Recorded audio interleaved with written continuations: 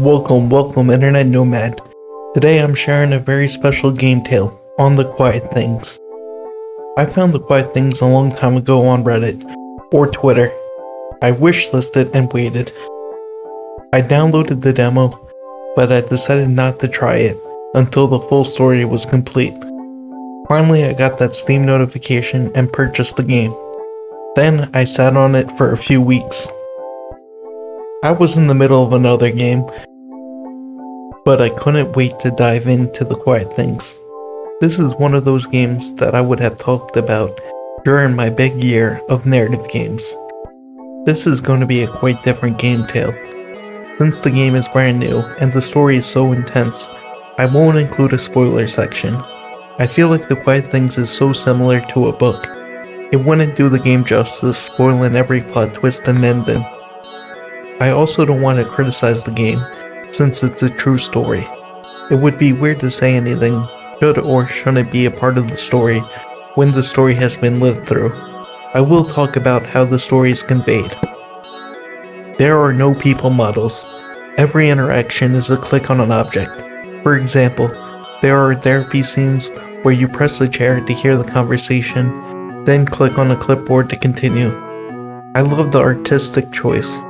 It would be so easy to make low poly models to represent other characters. This way creates a feeling of loneliness. Your conversations feel disconnected from others. When I heard this game had over 100 chapters, I was afraid. However, some chapters are so short. The game is only about 6 hours long. I love the diary in the game. Ever since Life is Strange, I began reading everything provided it in a game. The game is built around real diary entries and tells the story of a girl from southern England. Her name is Alice Johnson, and her life is super traumatic. I won't spoil the details, but her life is rough. Every twist in the story comes naturally. The first section of chapters were in the same house. There was a part of me that said hopefully I could explore other places. Thankfully, there was a section in the school. Then the places become more diverse when Alice ran away. Every time I thought nothing worse could happen now, the story hits you with a curveball. In some parts, I was like, I don't like where this is going. Being out of control is the biggest aspect of this game. You were living an actual girl's life. Since this is a narrative about Alice Johnson's life, there aren't any choices. I don't need alternative paths for the sake of making choices matter in a game. It tells the story well through interactions between characters and her diary entries.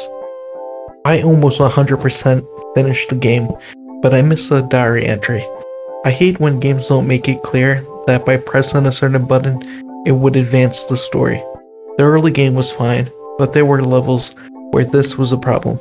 I missed one diary entry and there's no way to go back, unless I want to replay the game. Usually I wouldn't care about 100% completion, but I seriously felt like I earned it, even though I'm missing an achievement. That was a bad tangent. Let's get back to the meat of the game. I connected with Alice. I knew friends who would self-harm, and I wish I could help. Seeing her story made it clear that the problem is deeper. I couldn't have helped my friend. This game is meant to open conversations about topics detailed throughout the experience. This game should win awards for the depiction of real-life struggles. I don't know what platform would be the best to open these talks. I hope this game will open people's eyes to the truth about these subjects. There are problematic relationships, and we see how Alice responds to being a victim. There is an abuse of power that makes Alice think she did something wrong. I saw how Alice truly felt loved by an abuser. She tries to retract statements after he uses her trust against her. I praise how they depict therapy. People think therapy is an obvious solution to problems. Building a relationship with a therapist is hard. I remember hiding things from my therapist, thinking they would share it. Alice doesn't talk much during therapy. She is inconsistent with following up on appointments. Being a teen with these struggles is too difficult. Alice is a quiet girl. There's parts of the game where people feel she is too shy. She takes time meeting new people. Her friends end up exploiting her trust, which isolates herself so much more. Alice feels like a burden to people even when they don't say it. She leaves perfectly good places because she feels like her friends no longer like her. Her experiences scar herself. She's taken advantage of somebody in a position of trust. This makes the rest of her life even harder.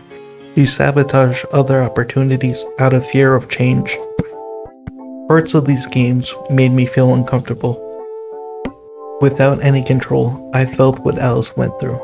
I understood some of the horrors. Obviously, I don't fully know or feel her tragic events. The game puts you into the shoes of Alice. There's an inappropriate relationship where she feels like her partaking means the problem is her fault. She doesn't understand she was too young and he took advantage of a position of trust. The game ends with a hopeful message. She no longer keeps the quiet things to herself. Playing the game is worth it for the final chapter. The message at the end was so powerful, I nearly cried. I didn't want to cover the game, but rather open discussion and highlight such a unique game. I honestly recommend it, but be careful because it shows the reality of some tough topics. I would read the trigger warnings because even I had intense emotions from this game. It isn't a game for everyone. I would suggest this game if you like shows like Law & Order SVU. The story contains many situations closer to that. I don't think I'll rate this game. I firmly believe the true nature of the game makes it impossible to rate. Farewell, Internet Nomad.